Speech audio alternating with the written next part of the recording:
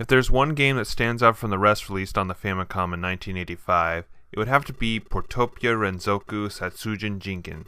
Unlike everything released this year, usually action games, Portopia was a mystery adventure game. Here you'll solve a murder by finding clues and even interrogate suspects. It certainly stood out at the time.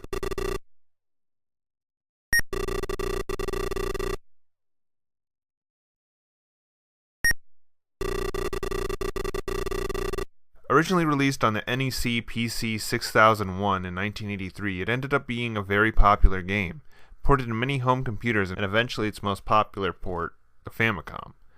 Not sure how many copies it sold on PCs, but the Famicom version alone sold around 700,000 units. Alongside Super Mario Bros., it was one of the biggest titles of that year. The game was originally conceived by one Yuji Horii. Sound familiar? Before Dragon Quest, newly established publisher Enix hosted a programming contest to search for new employees. Yuji Horii was in the competition, but only made it to finals with a tennis game. But still, he was in the finals, so he was brought on board to work with Enix anyway.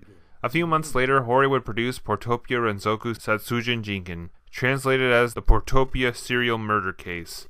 After reading a magazine and learning about a popular genre in the United States called the text adventure game, Horii noticed a lack of games in that genre in Japan and decided to take matters into his own hands. The game was a success and led to a trilogy of murder mystery games published in 1984 and 1985. A few years later, after the winner of Enix's contest, Koichi Nakamura, started his new video game development company, Chunsoft, Yuji Horii was hired to work there, and Portopia would be their second game for the Famicom, programmed by Nakamura himself.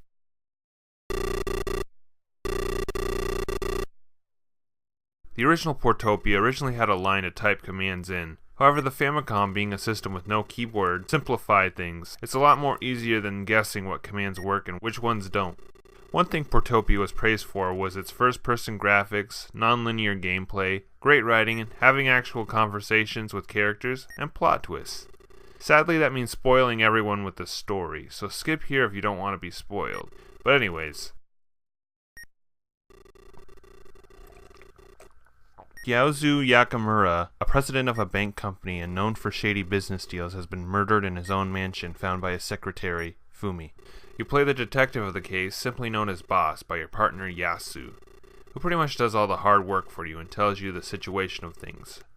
The suspects include Fumi herself, Kominya, Kaozu's security guard, Toshi, Kaozu's nephew and heir, Hirata, a man who worked with Kaozu, and his daughter Yukiko.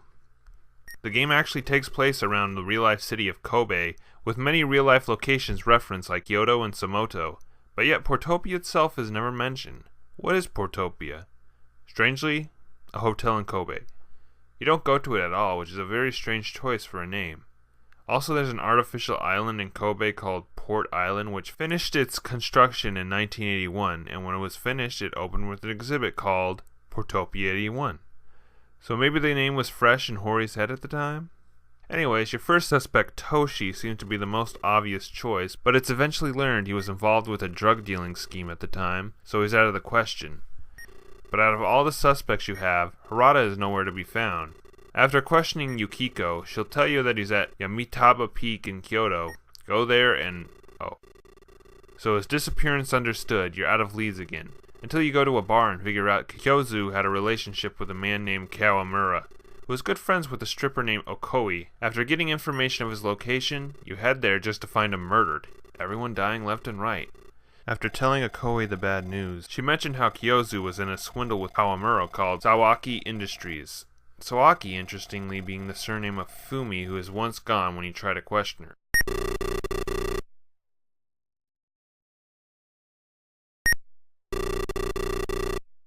Trying to find her gets you in Samoto, where you find out Fumi had a brother she lost when her parents committed suicide after the swindle. One important piece of information that you find out is that he has a butterfly birthmark. After venturing through a secret underground cavern in Kyozu's mansion, you'll find a secret diary where it says he knew Fumi's parents had died and wanted to make up to her by giving her a job and even a little inheritance after he died. Yasu noticeably spaces out while he reads it like he's in shock. You go back to the office and you demand he takes his clothes off, and it's revealed Yasu has the butterfly tattoo. He then admits to being the one who killed Kaozu and Kawamura and lives in regret after knowing that Kaozu too feels regret and asks to be sent to jail. And that is the story.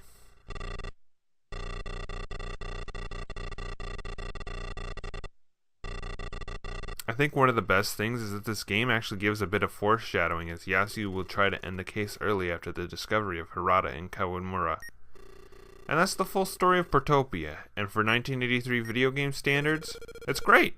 Excellent! I was expecting a simple little murder mystery story with a simple answer of the killer, but the story itself is written like an actual novel, complete with humor and charm, like this scene involving a strip club.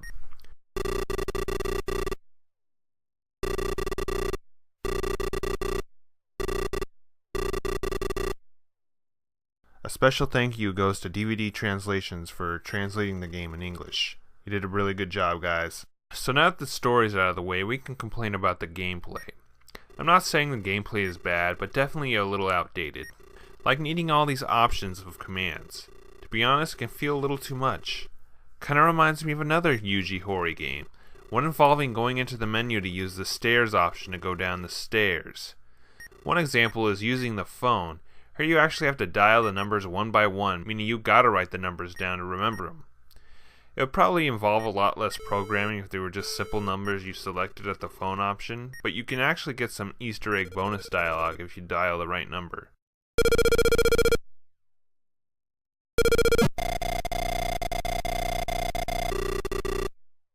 One thing I can properly criticize the game for is in a few instances where the plot important evidence is not visible on screen. I needed a guide just to figure out what to do next, and yes, I do recommend, if you're going to play this game, to bring a guide with you. Not saying you can't figure things out on your own, but some things can get a little too cryptic when it comes to plot progression. Like certain items need to be collected, but there's no visual clue they're there. Having to trigger a very certain event so the story will continue. Having to choose to pick up an important item. But the worst moment for me had to be the stupid out-of-place maze at the end of the game. The game Wizardry was a huge success over in Japan, so it's not surprising Horii was inspired to put a maze like that into his own game. But I'm not gonna lie, I'm not a big fan of first-person dungeon crawlers, and I'm absolutely not looking forward to playing more of them when they begin coming out on FamiThon, especially ones in games that don't need them at all, like this one.